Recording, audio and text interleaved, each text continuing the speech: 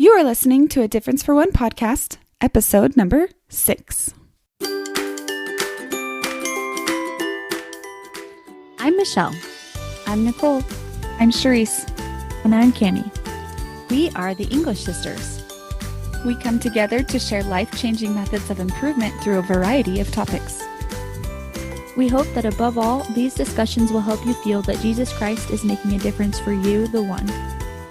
And we also hope that our podcast will inspire you to find simple ways that you can make a difference for one. Hey guys, this is Cherise. I am really excited to be doing this podcast episode, and I'm excited to have my husband here with me as a guest. Yes, very excited, everybody, to be here. I wanted to do a podcast with my husband because I wanted to get his side of the story.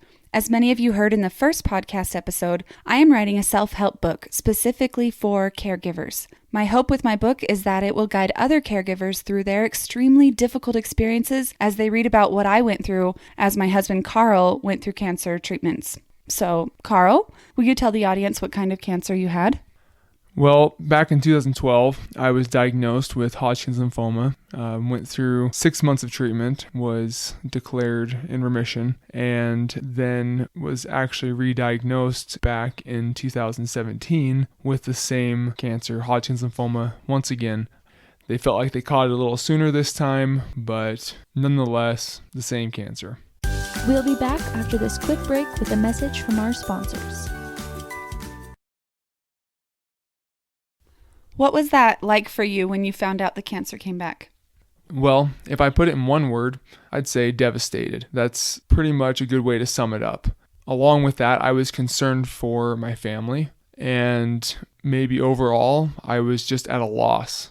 A loss for words when people asked me. I was still teaching, and until it was confirmed, I was just quiet about it. I didn't tell any students. I informed the principal, but other than that, nobody else really knew what was going on. And for several weeks, that's kind of how it was.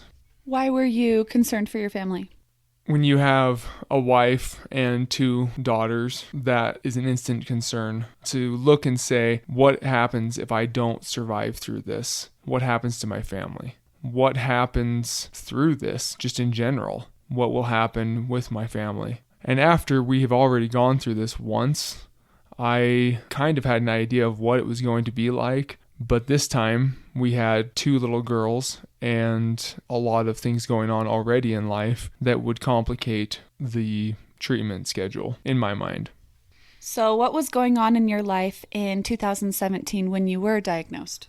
Well, I had just started my 6th year of teaching, and I teach agriculture education, and I had just started my 6th year in the teaching field. I was in the process of building a house and had been doing that for about 4 months, and was wrapping up a 18-month accelerated master's degree in education administration that was all online. So you were really busy, right? Yeah, I was visiting with a friend after school one day after we had shared the news that I was re-diagnosed with cancer, and he looked at me and said, "You know, you didn't have enough going on in your life. You just had to add cancer to the plate, didn't you?" How did the diagnosis impact our family? As far as the girls went, I don't think it impacted them very much. Other than, yes, Dad was sick, and they had been using the word cancer, but that was pretty much it. They were too young to know anything. They really didn't pick up on what cancer was. How old were they again? They were 15 months old and 3 years old. You were devastated. You could see it, even though you didn't talk about it much. I could tell that you were devastated. And my immediate siblings just rallied behind me. I had my brother drive for 6 hours the next day after we told the family just to be there. When he showed up, I asked, "What are you doing?" And he said, "Well, that depends. What do you want to do?" That could be anything from going shooting to building your house to whatever you want. You have me for a few days. What do you want? How did that make you feel? That was an incredible blessing to me. I didn't know it at the time. I had not fully processed that I was going to be going through treatment, but him showing up and dropping everything was such a blessing and such a support that I needed at that time from more than just you. Going back real quick, I also look at my extended family and their support with pictures, postcards. When they found out that I was going to be getting a transplant and things, they made banners. They did other things that they could do from a distance to support me, which was a huge blessing from your side of the family. How did our community react to your situation? Well, starting with work, the school was super supportive, whether it was teachers that were willing to take and cover my class if I had to go to a doctor appointment to help me not use my absences for different needs, to just the administration and their support and wanting to find ways that they could help and support me. Looking at church, members of our congregation were extremely willing to come and help me or us, whether that was with the girls or whether that was just coming up to help work on the house for a little while in an afternoon. There was huge support there. And then we look at just community members in general. The overwhelming love that I felt and had from the community was incredible. I truly feel and can call the community family. There are so many people that stepped up just because they had some knowledge in something that I was doing, and they had heard that I was going to be starting wiring, for example, and they came up and just helped me wire. And it was huge to have that because they knew how to do it and were extremely willing to come and give of their time on days off to help us work on our property here and building our house. To plumbing, to sheetrock, you name it, somebody was there helping me along the way, and it was such a blessing to our family. Do you have any funny experiences from when any of the community members would come and help you out? I do have some people that came and wanted to leave their mark more permanently than just the fact that they built a wall. And sometimes that's all it was they showed up and helped build an interior wall. But a lot of people would write something like different things.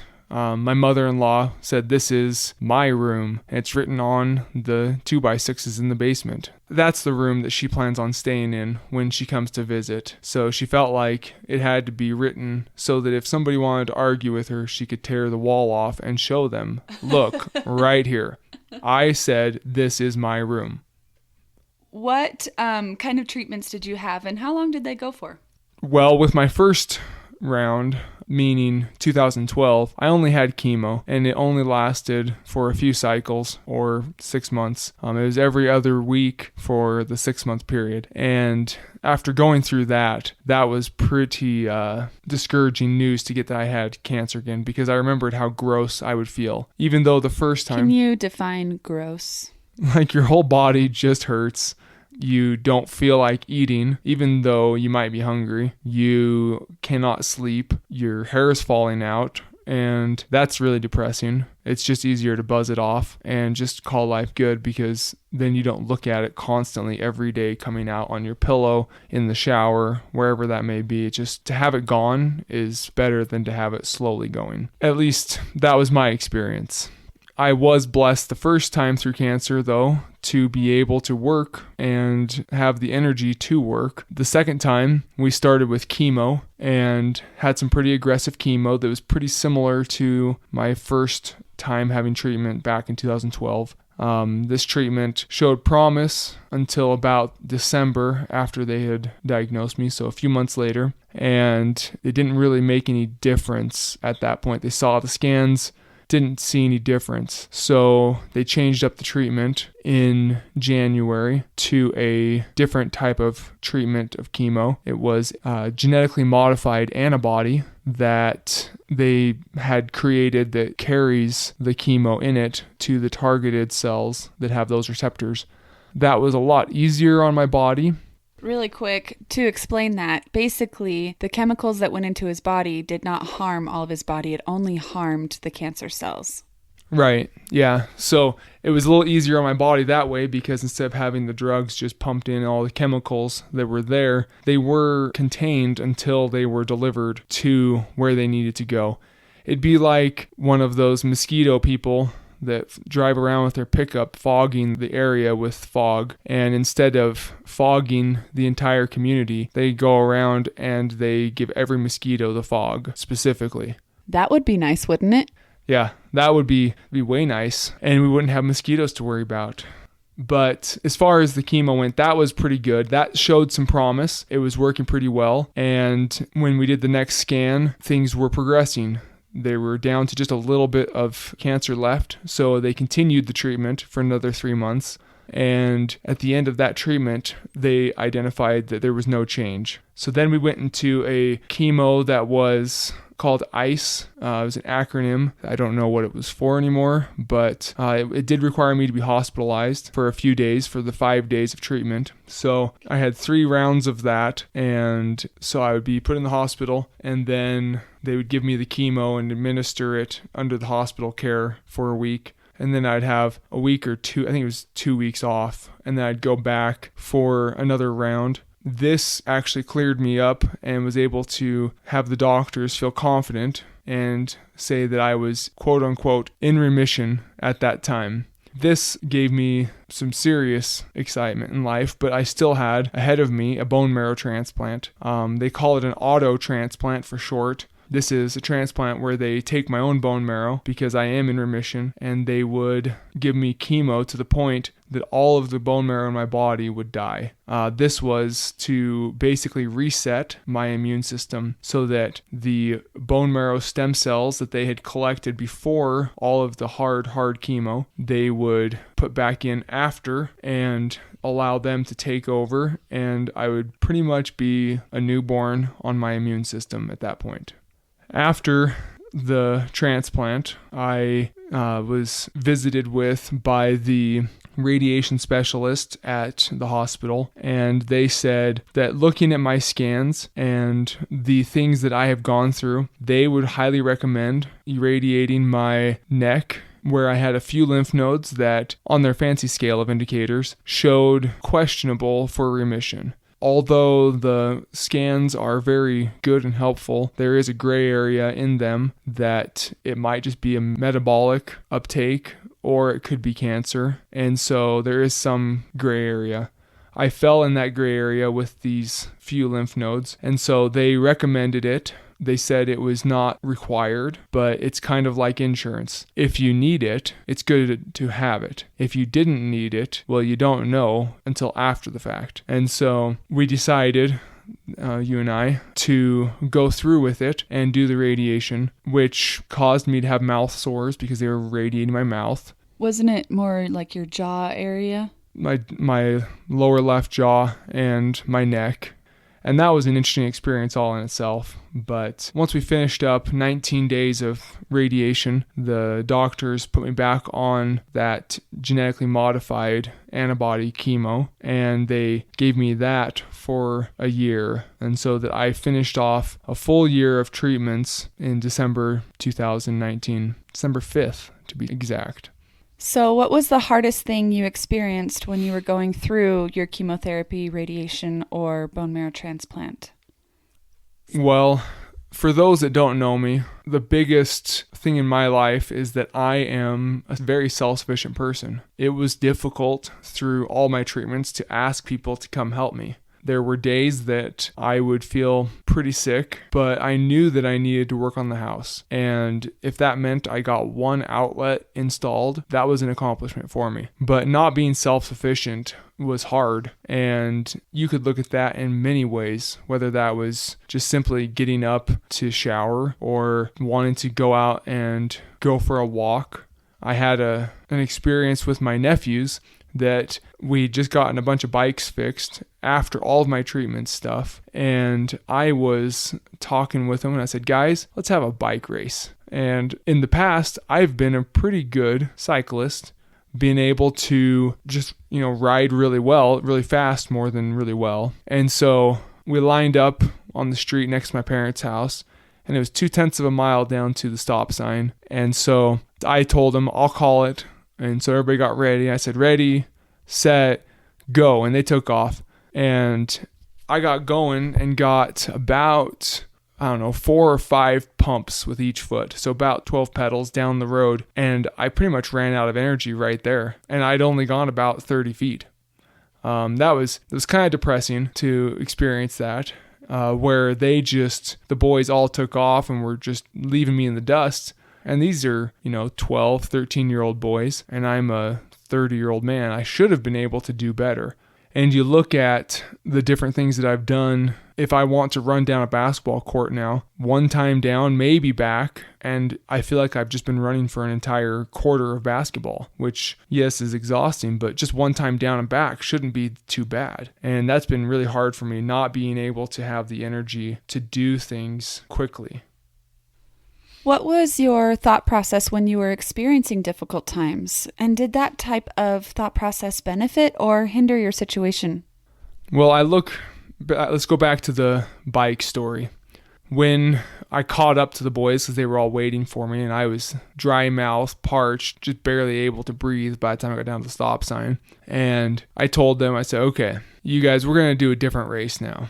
And they're like, okay. I said, here's what it is. And I chose a crack in the asphalt. I said, we're going to start right here. And about 15, 20 feet down the road, I said, we're going to go to right there. Now, you might be thinking that's a pretty short distance. And I thought to myself, that's the perfect distance because the race we're doing is the slowest race. Wait, the slowest race? Yeah, so the slowest race is a type of race that you get yourself on your pedals and you have to be moving in the direction that you're racing toward. So you cannot do circles and go backwards, but you can balance and pause and basically a lot of balance. Are you allowed to touch your feet to the ground? No, that's the hard thing, is it teaches you to maintain a balance so that you can basically not move. And I figured that was the race I could win. In the end, I did. It was close. I do have one nephew that was pretty good at riding his bike. The other nephews were a little bit bummed by how the race turned out because they didn't have the ability to balance. Which leads me to my answer to your question, which is just to be positive. It's hard, but if you can find something good about a situation and hold on to that, then that makes a big difference. It reminds me of Princess Bride when Wesley was on the wall with the swordsman and the giant and was half dead, and he moved his little finger. And the giant guy said, "You moved your finger. Doesn't that make you happy?" It's little things like that. That scene right there in that movie has always been a running joke for us. We can use it to find the tiniest little part to be grateful for in a situation. Yeah, and when you can do that, even as a caregiver, your family member might be really struggling with something, but if you're able to find something to be positive about, that makes a big difference. And even the little things, they do make a big difference. What would you like to say to caregivers out there as they're listening to this podcast, having seen the other side where you were constantly being served by them?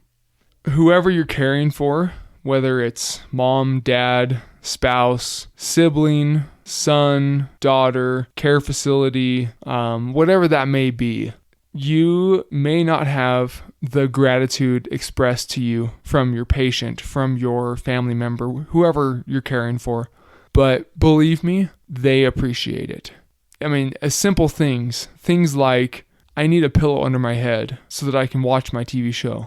It's a very simple thing, but for me to have to get up and go get the pillow and come back would have exhausted me. There was a time after my transplant that just walking 15 feet across the room, I had to hold on to the wall because I was so tired. Little things that your patient or family member may like, whether that's an ice cream cone or something like that, if they're feeling well enough to eat something like that, or maybe it's just go out and enjoy some sun. They may not express the gratitude, but believe me, they appreciate it. Can you tell us a memorable part of your cancer journey, one that may inspire others to not give up fighting? That's like trying to find a needle in a haystack. There are so many experiences with so many different people that made it possible. We could start with my family. When I was in the hospital and getting my ice treatment, my girls came in dressed up like little Disney princesses, running down the halls, and they didn't bring just joy to me, but the nurses and staff that were there. I don't know how many came in and told them how much their day was brightened. I had several cousins come in and visit me in the hospital during my transplant, and simply just playing a card game or something, talking with me was huge. Then we look at the caregivers that were there, the nurses, the doctors.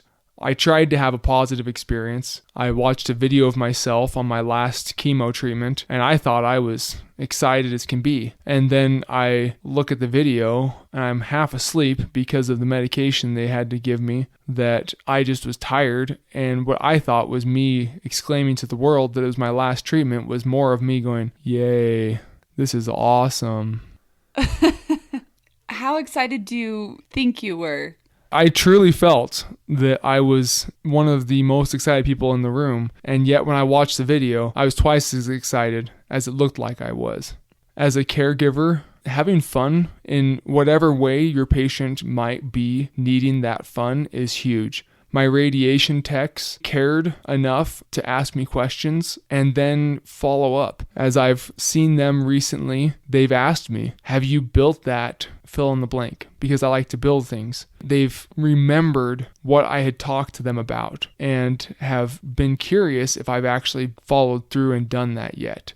The secretaries, when you see them, their job is a schedule and stuff. It's not very exciting, but they have made a big difference as they've talked with me and asked about my family or whatever was going on at the same time.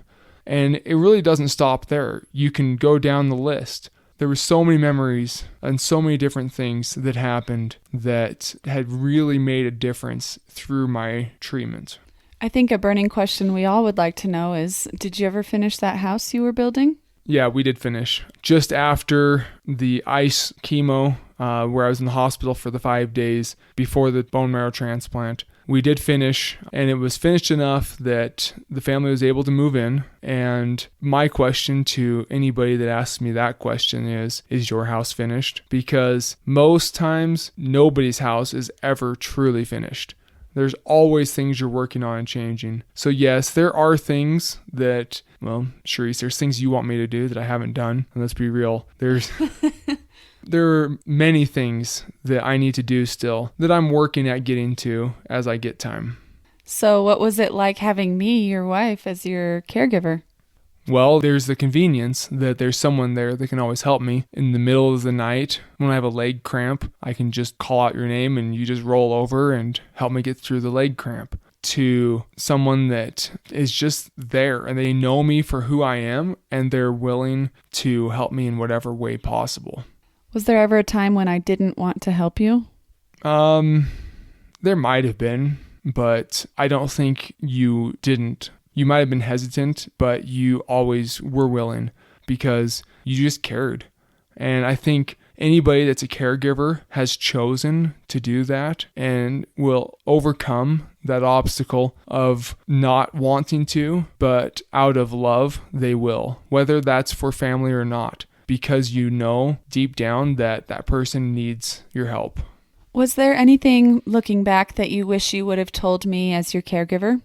Looking back, I think had I given you more thank yous verbally, and maybe a thank you would be a night out, whether that's some way to pamper yourself or to just be you and not worry about me, I probably would have tried to find that way and encouraged you to do that more.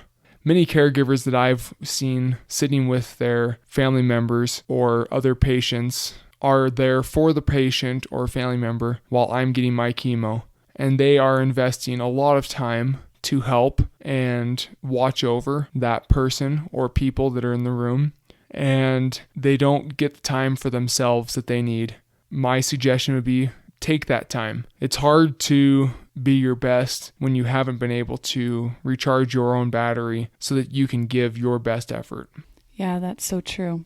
So now that you are in remission, what would you like our children or our podcast listeners to take from this experience? Well, in one sentence, it's okay to eat a bucket of ice cream. I look at that though, and through treatment, although it was very against your health plan. My health plan?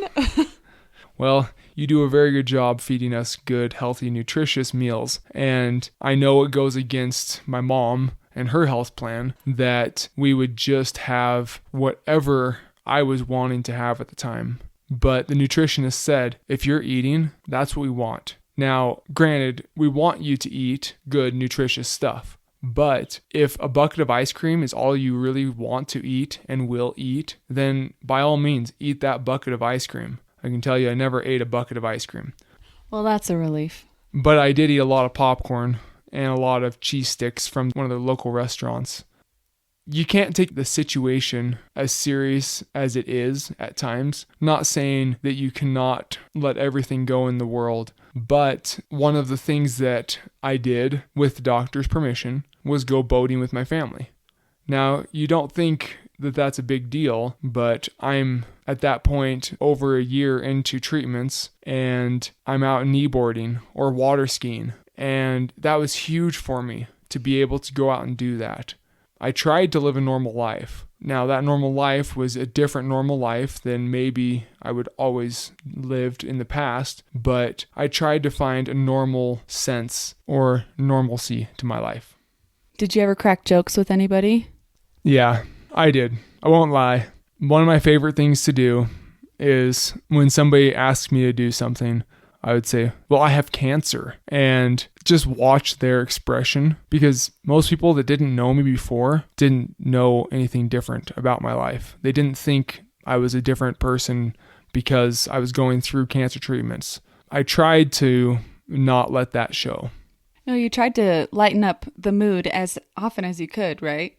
Right, yeah, and you would know because you were always there rolling your eyes in the background.